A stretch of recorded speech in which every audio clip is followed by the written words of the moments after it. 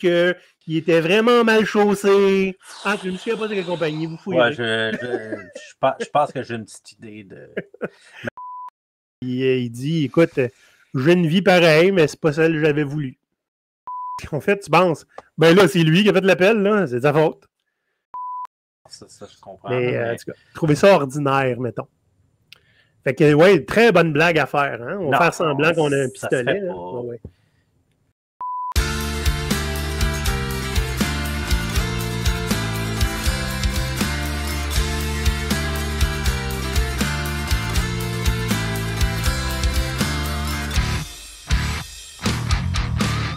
Monsieur Leblanc. Monsieur Fortier. Oui, c'est moi. Comment vas-tu? Moi, je vais bien, toi? C'est un petit peu fâché le matin. Fait que, je sais pas si tu sais comment j'aime pas ça qu'on dise que les environnements de travail, c'est comme des maternelles. Hein? Il y en a beaucoup qui disent ça, les managers. Là. Ah, moi, je gère une maternelle, puis moi, ça m'offusque, bien honnêtement, parce qu'on est des adultes, généralement. Mais, des fois, si bol, on va l'admettre, là, OK? Il y a des employés qui se comportent comme des maudits enfants d'école. OK? Là, je dis ça en riant un petit peu, mais c'est pas super drôle. Pas tout le temps super drôle. Des fois, ça peut l'être. La semaine dernière, il y a un dossier qui est sorti du côté de Radio-Canada qui s'appelle « Les blagues qui tournent au drame ». C'est de ça qu'on va parler aujourd'hui. Hein? On a toujours le dit, là, on va y faire une bonne joke. Ouais. Des fois, c'est pas une bonne joke à faire. Puis, non, mais des fois, ça se retourne contre la personne qui a essayé de faire... Pas juste contre la personne, contre la compagnie, contre les collègues. Fait que, ouais, c'est ce dossier-là qui m'a... Je cherchais, tu sais, une idée de sujet. Là, je me suis dit, comme, on peut pas faire comme si ça n'existait pas. Donc, le dossier de Radio-Canada est super bon. Puis, je vous invite à... En fait, je vais le mettre en commentaire, là, c'est un article. Il y a aussi, si je ne me trompe pas, un petit audio de 10 minutes là, qui parle de ce sujet-là. Mais j'ai aussi fait quelques recherches. Je me suis dit, tu sais, ce que Radio-Canada a trouvé, c'est ce qu'eux-mêmes avaient sorti dans les nouvelles. Ils ont fait une petite compilation. Ils se sont rendus compte que, wow, OK, des fois, c'est intense. Fait que moi, j'ai cherché à l'extérieur du Canada en plus pour trouver, tu sais, quelqu'un qui voulait faire une bonne joke sur le monde dans son environnement de travail, puis ça a vraiment mal tourné. Fait que c'est ce que je te propose. Fait que ça, c'est un de ces épisodes, Pierre, où je lis des choses, puis toi, tu n'es pas au courant, puis tu vas l'apprendre sur le tas en même temps que les auditeurs. Ça te convient-tu? C'est parfait. Puis là, j'aimerais juste dire, hein, tous ceux qui nous écoutent, ça se peut qu'on rit. C'est plutôt des rires nerveux ou de découragement, OK? Parce qu'il n'y a rien de ce qu'on va dire aujourd'hui qui est drôle. Mais tu sais, à un moment donné, on n'est plus capable, là. Puis le seul moyen de passer à travers, c'est avec un rire nerveux. Donc, ne méprenez pas notre rire pour comme si on trouvait ça effectivement drôle ou une approbation. Mais avant de commencer, Pierre, tu sais qu'on a un serveur Discord, puis il y a tous les membres qui ont accès à ça. Et je suis en train de penser à... J'ai-tu déjà fait des coups pendables? Ben non, je trouve pas ça drôle, moi, faire des blagues au monde. J'ai pas fait de coup pendable de personne sur Discord. Fait que parce que c'est un environnement sécuritaire, entre autres. Fait que rire des autres, même là, c'est taquiner une chose, mais rire des autres, ça passe pas. Puis, le serveur Discord, Pierre, c'est un des avantages d'être un membre de GoPirate, n'est-ce pas? Ouais. Fait que comme je disais, c'est un environnement sécuritaire dans lequel les pirates parlent entre autres de leur avenir professionnel, de la société, de tout ce qui se passe. Et on essaie de s'appuyer là-dedans. C'est un environnement qui est très positif. Pas eu beaucoup de drame là-bas. Donc, je suis très fier de mes pirates. Super. C'est le fun, hein? Bon.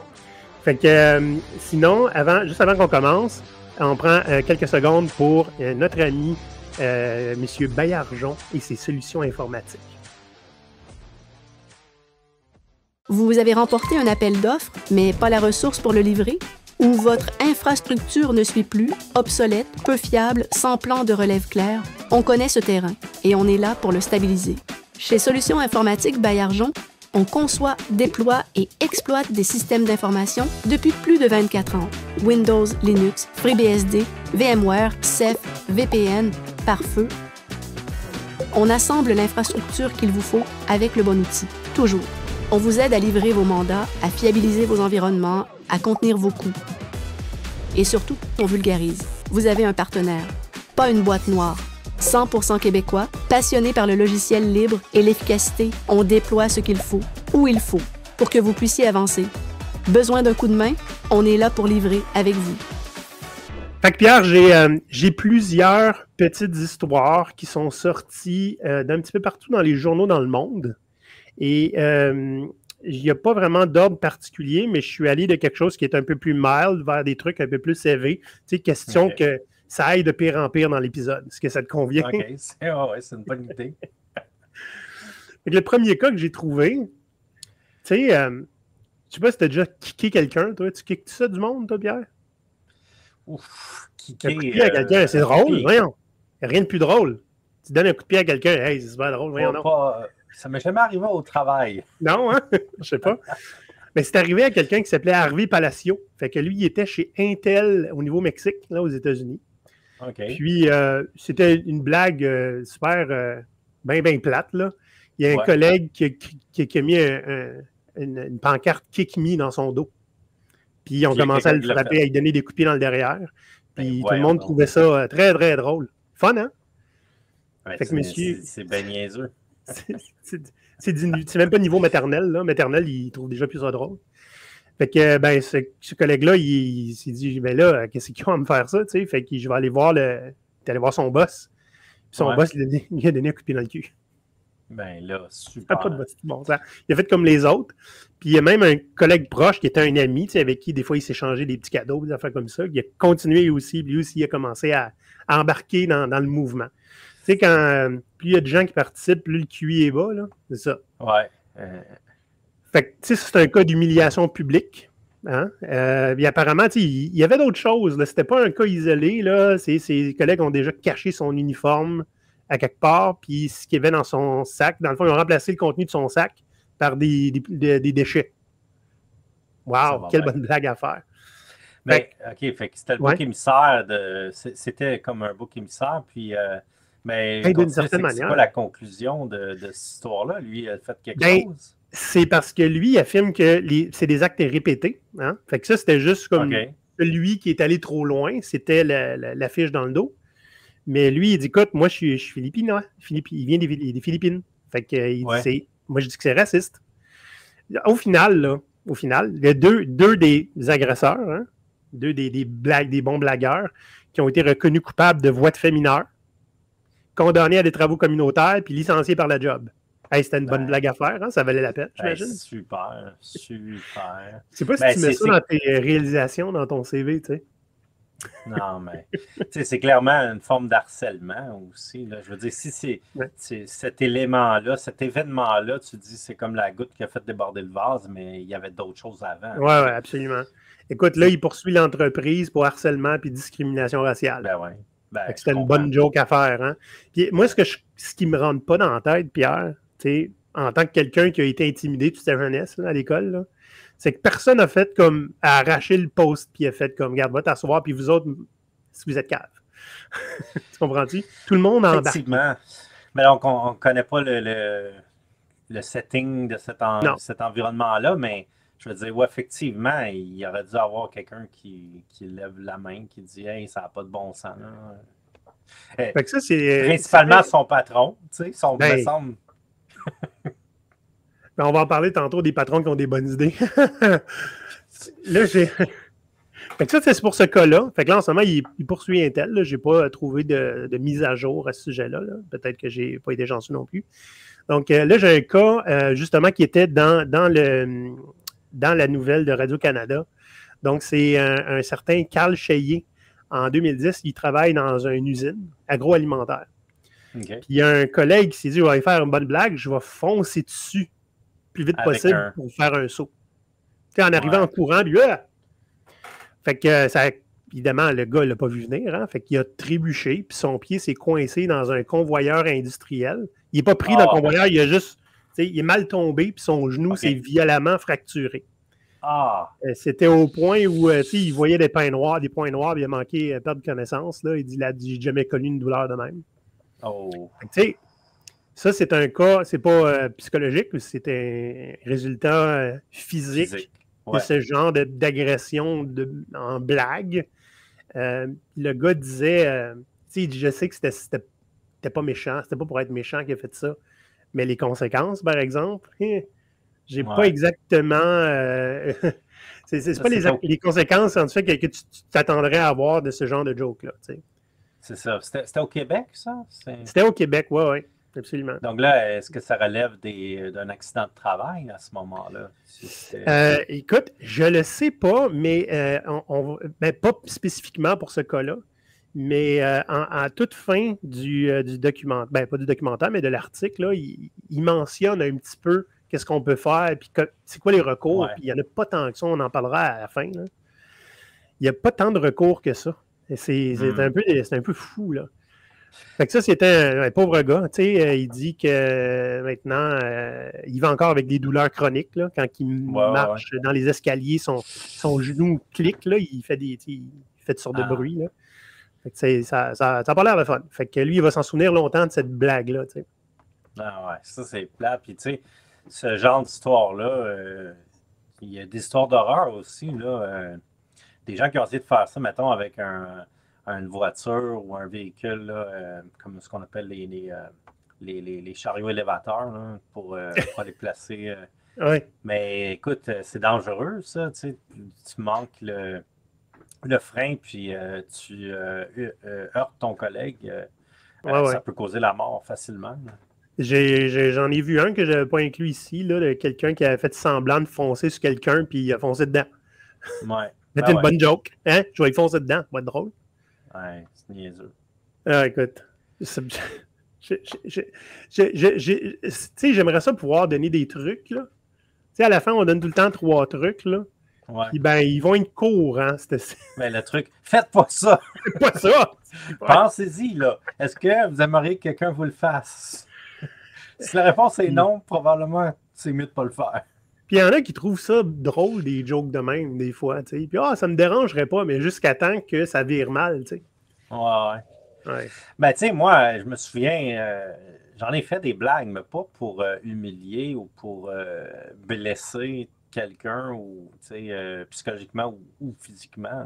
Je pourrais t'en raconter après, mais continue, je te laisse. Oui, moi aussi, j'en ai fait quelques blagues, comment on peut dire, mild, là, hein, qui sont légères, puis qui n'ont pas fait de grand mal. Puis même des fois, je me demande si j'aurais dû les faire. Mais oui, je propose qu'on termine la liste, puis après ça, on parlera de nos mauvais coups, si tu veux. Là, ça commence à être un petit peu plus dark, là. Fait qu'il y a une femme qui s'appelle Deborah Jones aux États-Unis. Elle travaillait dans une banque en Caroline du Nord. Puis elle avait plusieurs troubles médicaux qui étaient déjà connus par son employeur, dont une phobie intense des poupées. Tu sais, des fois, on voit ça là, à TV, là, genre, je me souviens pas c'est quoi, là, l'espèce de... pas reality show, mais l'espèce de show, là, Maury Povich, là, où il y a quelqu'un qui a vraiment peur des concombres, fait qu'on va mettre un plateau de concombres à côté, puis on va rire de sa réaction. J'ai jamais compris pourquoi c'était drôle, là. Mais c'est un petit peu dans le genre, là, tu sais. Fait que la personne, elle avait une peur des poupées, puis son boss savait ça. Fait que son boss, il dit, hey, c'est quoi la plus belle joke à faire? Il a dit, tu dis ça avec ton équipe un matin. Je vais mettre une poupée Chucky grandeur nature sur la chaise de la fille. Oui, super.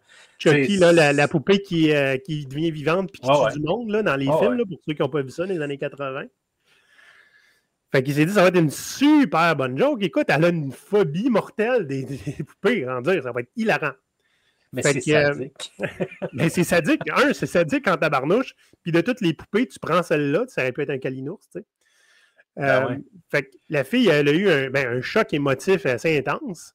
A développé un stress post-traumatique, PTSD. Tu crois?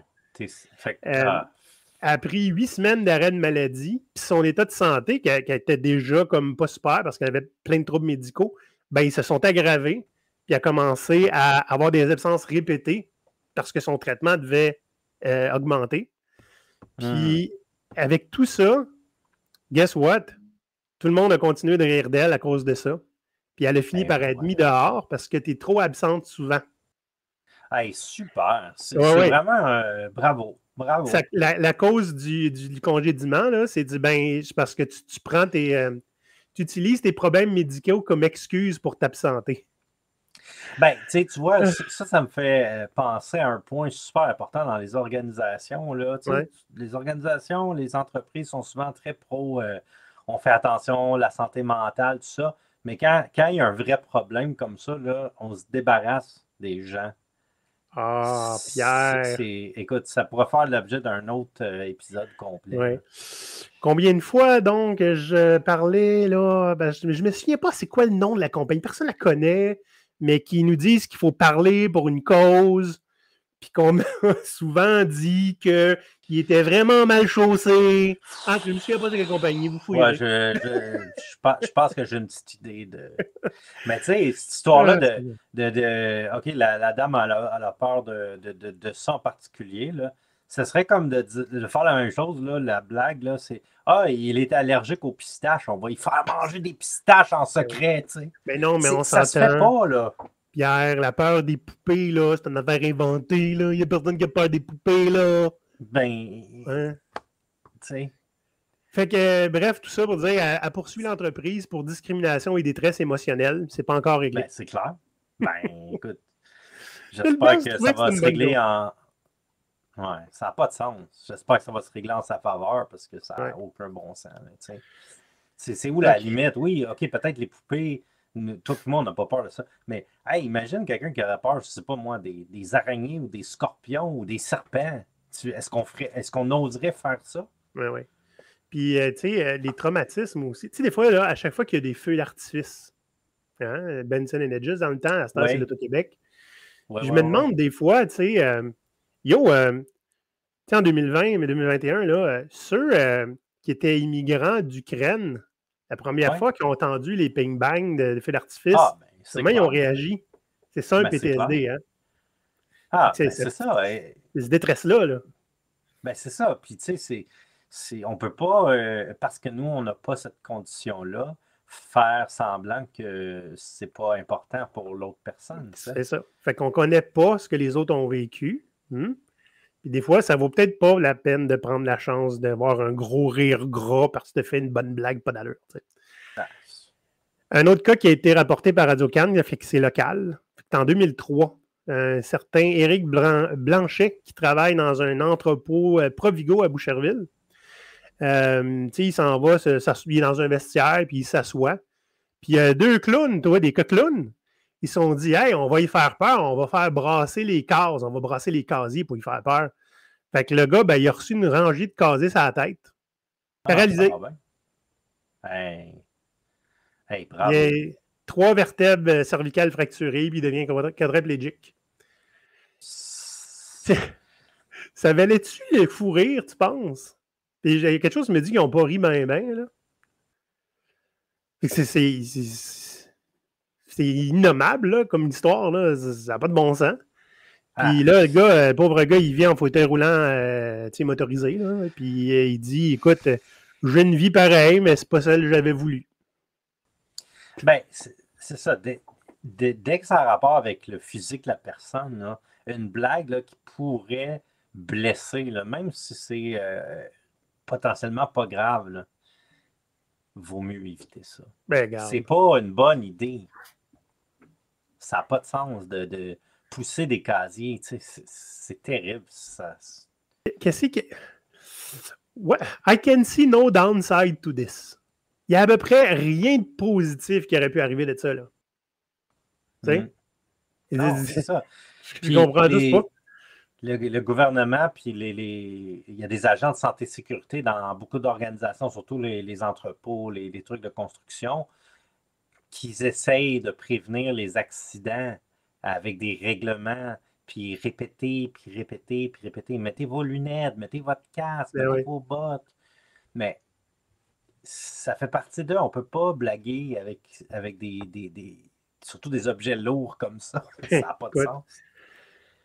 Un autre cas que j'ai trouvé qui est vraiment intense, puis là, on va voir à quel point tout peut être... tout est connecté. Ouais. Donc, tu sais, des fois, c'est ta job de faire des mauvaises blagues. Fait qu'en 2012, un gars qui s'appelle Michael Christian, puis il y avait une co-animatrice, OK, qui ont fait un appel, un canular. Tu sais, là, ils font ça à la radio, là. Ouais, ils appellent quelqu'un, puis ils font une blague. Fait qu'ils appellent l'hôpital londonien où il y avait la princesse de Galles qui était enceinte, était à l'hôpital. Okay. Ils sont fait passer pour la reine puis le prince Charles. Okay. Ils ont parlé à une infirmière qui s'appelle Jacinta Saldana. Puis elle est tombée dans le panneau. Puis elle a donné des informations sur la princesse de Galles. Okay. Puis fait que tout le monde a appris, après ça, tout le monde a entendu ça live, puis ils sont foutus de sa gueule, puis tout le kit. Ben, elle s'est suicidée. T'es sérieux? Yes. Fait oh my God. Pas que ça. En 2024, c'est 12 ans après, OK? L'animateur intente une poursuite contre son employeur parce qu'il affirme « Je venais de commencer ma job et j'ai été forcé de faire cet appel-là. » Je ne sentais pas que j'avais le choix. C'était ça ou ma job. Ben oui. Et puis ensuite, la direction, qu'est-ce qu'ils ont fait? Tu penses? Ben là, c'est lui qui a fait l'appel, là. C'est de sa faute. C'est de sa faute, ben job. En tout cas, il s'est genre, avec le temps, là, sa relation avec son employeur s'est assez détériorée. T'sais.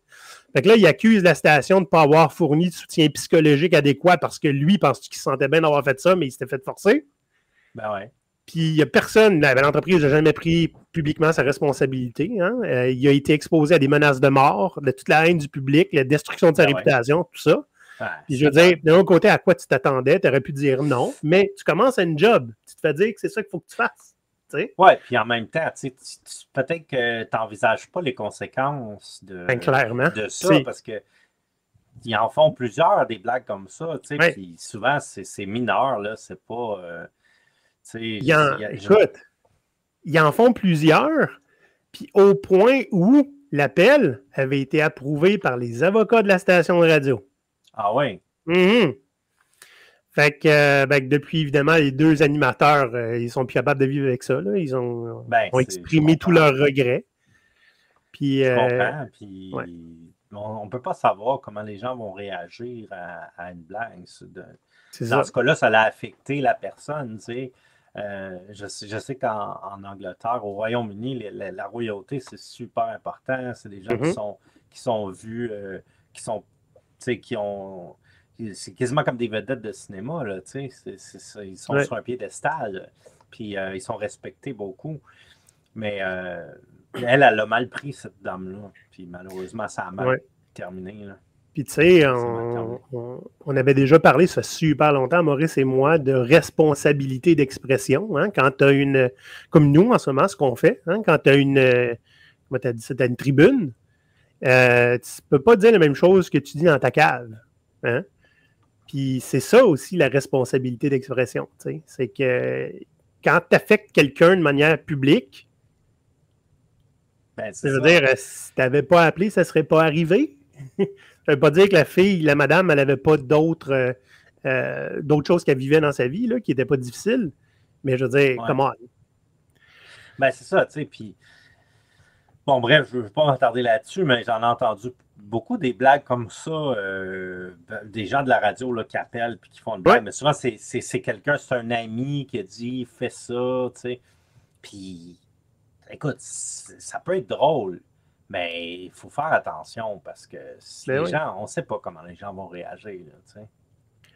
Fait que ça, c'était les cas les plus, les plus sacrants, on peut dire, hein, dans le monde québécois, qui m'ont fait un petit peu rager. Puis dans le documentaire, dans l'article de Radio-Canada, ils en ont mis d'autres cas en liste à puces là, qui ne sont pas très, très développés. Fait que je vais t'y lire. Là. Avec des ouvriers d'une compagnie de pavage à Brossard qui se sont dit, hey, qu'est-ce qui serait drôle? Ça serait de mettre le feu au pantalon du collègue. Ah, ben oui. Avec des blessures graves. Toi, bien. Voyons, qui c'est qui aurait cru ça? Bonne idée. Hey, sérieusement. Là. La ville des Cèdres, des employés de service de loisirs de la municipalité qui ont pris une collègue de travail puis ils l'ont garoché dans une piscine avec un jouet gonflable comme seule protection. Fait qu'elle a eu une entorse cervicale puis elle est atteinte en permanence maintenant. Je ne sais pas c'est quoi la gravité de sa blessure, là, mais maintenant, c'est ça. Elle vit avec une blessure permanente. Quelque chose de niaiseux comme un travailleur qui a donné un coup de casse, tu sais, les casques de protéger, à un employé d'Hydro-Québec pour faire une joke. Traumatisme crânien. Hey. C'est dur, un casque, si ça protège le crâne. T'sais. Ben ouais. Un remorqueur, toi, qui voulait faire une bonne blague. Il y a un policier qui passait à côté du truck. Policier a perdu connaissance. Traumatisme auditif. Fuck. Quelle bonne blague. Quoi tu penses? Un travailleur d'une usine de porte en Mauricie qui a donné un coup de fusil à air comprimé. Fait que ça ne peut pas faire gros de dommages. Dans les fesses d'un collègue. Fait que le rectum perforé, toi. Perforation traumatique du rectum. Tu vis avec ça, toi. Hey, ça va bien. Tu la trouves drôle, la joke, hein? Quelle bonne blague. Puis, un travailleur d'épicerie à l'époque atière qui ont dit on va faire à semblant de faire un hold-up. La caissière est sortie du PSD. Voyons. Ben oui, mais c'est ça. Je suis sûr que ça va bien se terminer. Hey, franchement. Hey, man, j'ai été témoin à un moment donné d'un hold-up dans une épicerie à Montréal. No joke, c'était un jeudi, le jour où ils vont porter l'argent à la banque. Là. Fait que c'est une journée, tu sais, la journée de la paie. Le jeudi. J'ai appris à pas y aller le jeudi, man. Sérieux? Là, c'est arrivé juste en avant de moi. OK? Ah ouais, je comprends. J'étais dans le fil, puis une matinée, j'entends quelqu'un pleurer. Tu sais, je suis juste mon téléphone, là. J'entends quelqu'un pleurer, puis je me retourne, puis la caissière est en petite boule, puis elle pleure.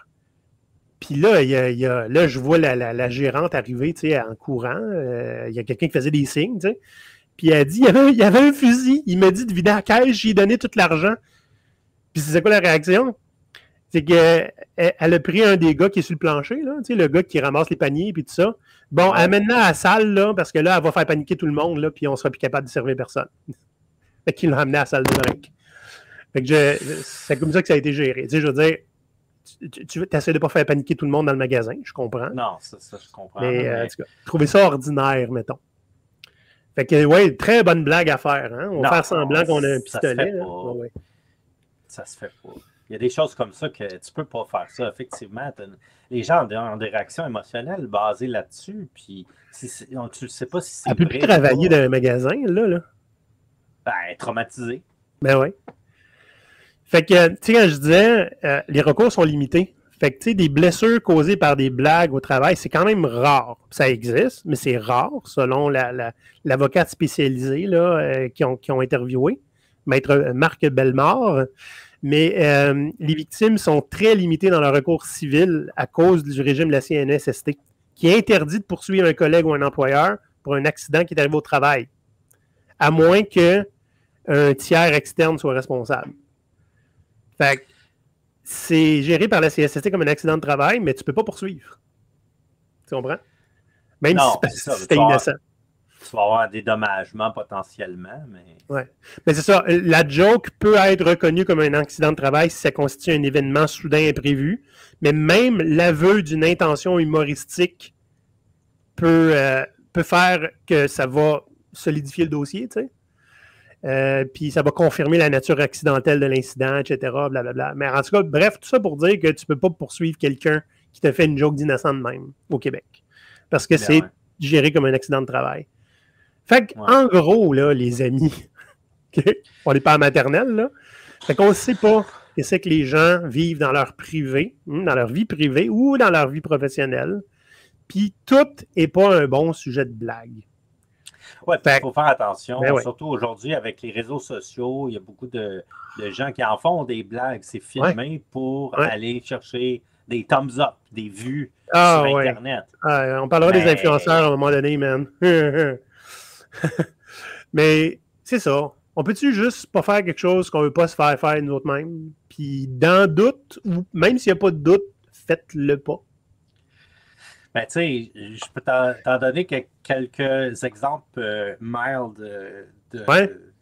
une que je me suis fait faire, OK? Il y a plusieurs années en arrière, je travaille sur le site jobboom.com, puis je vais saluer monsieur Stéphane Allen, je ne sais pas s'il nous écoute, là, mais il m'avait fait cette blague-là.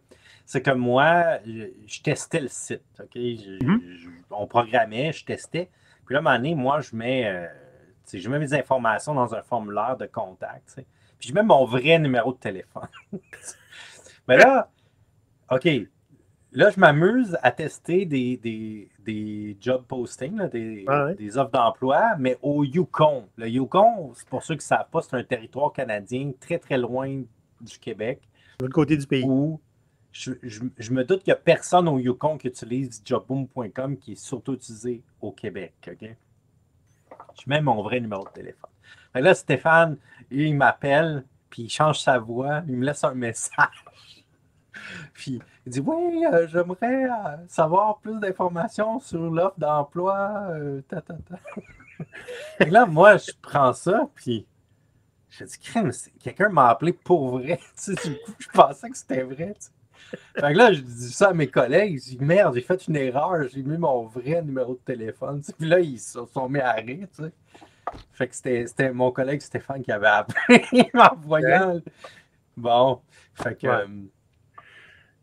Moi, j'ai déjà été... Faut pas mettre son vrai numéro dans le test. J'ai déjà été taquin aussi, à un moment donné. Tu sais, le 1er avril. Comment tu peux faire une bonne joke à quelqu'un le 1er avril? J'ai décidé de faire quelque chose qui est un peu mild. Puis je l'ai quand même regretté. Donc, ce que j'avais fait, c'est que, tu sais, les souris avec les petits lasers rouges en dessous. Avant, il y avait des lasers. Maintenant, il y en a moins. C'est plus optique, là. Mais avant, il y avait un laser rouge sous la souris. Avec moi, ce que j'avais fait, c'est que j'avais découpé, j'avais fait imprimer des petites faces de Robocop. Puis j'avais collé ça en dessous, puis là, ça faisait que la lumière était au niveau de sa visière. OK. C'était juste ça. Puis tu sais, le nouveau Robocop en 2014, qui était vraiment un flop, il était en train de sortir où il avait été annoncé, tu sais. Fait que c'était ça. Fait que, mais là, il y a quelqu'un, les IT n'étaient pas contents parce qu'ils ont eu 2-3 appels. Ma souris ne marche pas. Mais ils étaient vraiment pas contents. Fait que ça, là, je l'ai entendu parler, là. Tu sais, je veux dire, c'était quand même mild comme blague. Ou encore, le bon vieux, puis ça se fait beaucoup moins avec le télétravail, là, mais, tu sais, le bon vieux, quelqu'un a laissé son écran ouvert. Il y avait un plugin Chrome à l'époque qui remplaçait toutes les images de ton browser par des photos de Nicolas Cage. J'ai installé ça une couple de fois chez du monde. Puis évidemment, 5 minutes après, j'allais les voir pour leur dire c'était quoi puis l'enlever parce que c'est pas fin de les laisser de même. T'sais, de les faire justement, j'avais appris que s'ils sont rendus à appeler du support, là, c'est moins drôle. Fait que je restais pas loin puis je leur montrais comment faire. C'était plutôt mild, on va dire. Ben, moi, une blague que moi j'ai fait, c'était encore chez Jobboom à l'époque. On avait comme une règle interne. Quand tu t'éloignes de ton poste, verrouille ton ordinateur. Tu sais. Fait que c'est une question de sécurité, mais aussi pour éviter justement de se faire la blague que j'ai fait à quelqu'un, parce que moi, je me l'étais fait faire aussi au début. Là. Fait que le monsieur, le département de QA, lui, il me dit moi, je me suis jamais fait avoir par ça. Ça arrivera jamais. Tu sais. Puis un jour, je tombe sur... Je le vois partir, il s'en va parler à quelqu'un plus loin, il laisse son poste allumé. Je suis allé sur son poste, j'ai envoyé un email à notre groupe interne disant j'adore travailler sur ce projet-là, c'est super cool. C'est vraiment soft, là, rien de méchant. Ça aurait peut-être pris juste une affaire que tu sais pas pour que ça vire mal, hein? En tout cas, bref, j'ai verrouillé son ordi puis je suis parti. Fait que là, les autres ont vu ça, évidemment, dans le groupe. Là, il y en a un qui m'a félicité. Il m'a même payé le déjeuner parce que j'avais réussi un coup de maître que personne d'autre avait jamais réussi. En plus, il incentivisait genre la blague, Pierre. Ça aurait pu mal virer. Ça aurait pu mal virer. Bon, moi, dans ma tête, c'est très soft. Puis le but, c'est qu'on il aurait juste fallu que tu écrives une niaiserie. Là. Si tu avais écrit une niaiserie, quelque chose d'un peu plus niaiseux, ça aurait pu vraiment mal virer. Ah, ça, c'est sûr. Mais c'est pour ça, j'ai pas fait exprès de dire une connerie non plus. Là, je suis resté de bon goût. Mais tout ça pour dire, c'est relativement soft. Là, le gars, tout le monde a ri. Puis, on s'est pas roulé à terre non plus. Là, c'était pas une blague n'en plus finir. Là, mais c'était juste. C'est juste parfait, là, mais il faut faire attention quand même. Ouais. La morale de l'histoire, Pierre, c'est pas parce qu'on peut qu'on devrait. Ben exact, il faut faire attention. Ouais. Les blagues, ça peut mal virer. On ne joue pas avec le psychologique des gens. Ah, Seigneur, non. Puis tu sais, surtout si ils font des fois l'effort de s'ouvrir par rapport à des craintes, des peurs qu'ils ont. C'est ça. Come on, tu lises pas ça, là. Mais non, c'est clair. Hey, les pirates, moi, je serais bien curieux de savoir, vous autres, est-ce que vous avez été des victimes de genre de jokes pas drôles, pas nécessairement qui virent au drame, mais que c'était pas vraiment drôle? Tu sais, Pierre, je sais pas si tu connais, je voulais plugger ça aussi dans l'épisode, la blague de Schrödinger. Le chat mort au vivant? Là? Ouais. La blague de Schrödinger, là, c'est... Ou on peut appeler ça aussi le compliment de Schrödinger. Hein? C'est quelqu'un qui dit quelque chose de complètement inapproprié. Puis si tu ris, c'est sérieux. Puis si tu le prends pas, non, c'est juste une joke. Ouais. Tu comprends-tu? Fait que tout dépendant de ta réaction, c'est une joke ou pas une joke. Ben, dans tous les cas, c'est une joke à ne pas faire. C'est une mauvaise blague. Fait que c'est comme c'est la même affaire pour les compliments un peu déplacés envers les femmes. Hein? C'est tout le temps une microagression et pas une microagression. Si elle dit « Ah, merci », c'est pas une microagression, mais si elle réagit et elle est frustrée, là, c'est une microagression. Hein? Tout dépend de comment la personne réagit. Fait que si elle dit « Merci », ben là, écoute, c'est un compliment tout à fait bien placé. Voilà. Ouais. Hey, là-dessus, les amis, s'il vous plaît, laissez-vous pas faire. Puis n'hésitez pas à faire de la watch, qu'on appelle, pour les autres. Je tire ça, Pierre, de la man watch. Hein? C'est des hommes qui s'assurent de rester un peu plus, comment dire, tu sais, s'ils voient quelqu'un faire, par exemple, une mauvaise blague sexiste, etc., on va faire comme est-ce que tu trouves ça vraiment drôle, ce que tu viens de faire, hein? Parce que c'est pas tout le monde qui peut se défendre. Ben, on peut le faire pour tout le monde, ça. Il y a des mauvaises blagues qui se font pas, puis on a le droit de le dire. Je vous invite à faire ça. Peu importe qui vous êtes, honnêtement, je pense que d'aller à la défense de gens qui ne savent pas se défendre ne sera jamais une tare. Ça peut être mal perçu, mais je pense que c'est notre devoir de citoyen, entre autres, et de collègues. Puis, toutes les jokes sont pas bonnes à faire. Puis ça. Exact. Fait que je suis encore fâché. Je te comprends. Hey, là-dessus, les pirates, s'il vous plaît, les blagues, gardez-les pour vous autres quand elles ne sont pas drôles. Puis sinon, si vous voulez vraiment en faire, mais faites-les chez vous. Hein? Avec des gens là, avec qui vous pouvez gérer ça. Parce qu'honnêtement, au travail, c'est pas nécessairement la bonne place pour faire ça. Sinon, Pierre, moi, je n'ai jamais vraiment fait de coup pendable. C'est vrai que j'y pense. Moi non plus, je pense pas. C'est pas drôle. Pas envie. Non, mais je me suis toujours dit, si j'aimerais pas ça me le faire faire, pourquoi je le ferais à quelqu'un? Tu fais bien. Allez, pirates, on va dire bonne semaine. Puis, si vous avez d'autres histoires de fous à raconter, on aime ça faire des épisodes de même comme ça un petit peu. Pas parce qu'on est maso, là, un petit peu. Tu sais, je veux dire, une des raisons pourquoi on a tout le temps aimé faire des épisodes comme ça ou des histoires d'horreur, des choses comme ça, c'est pour que tout le monde réalise que ça n'a pas d'allure. Puis aussi, il y a des gens qui vivent des choses comme ça, qui réalisent qu'ils ne sont pas tout seuls. Donc, si vous avez des histoires de fous, écrivez-nous, ouais. Écrivez-nous. Un autre épisode avec vos histoires. Ben, absolument. On avait fait une couple là, à l'époque, des histoires d'horreur, des demandes pas d'allure que vous avez eues. Fait que oui, si on en a assez, on fera un spécial pour ça. Hey Pierre, moi je m'en vais crier dans un oreiller, fait que je vais te laisser. Excellent. Bye bye, à la prochaine. À bientôt les pirates.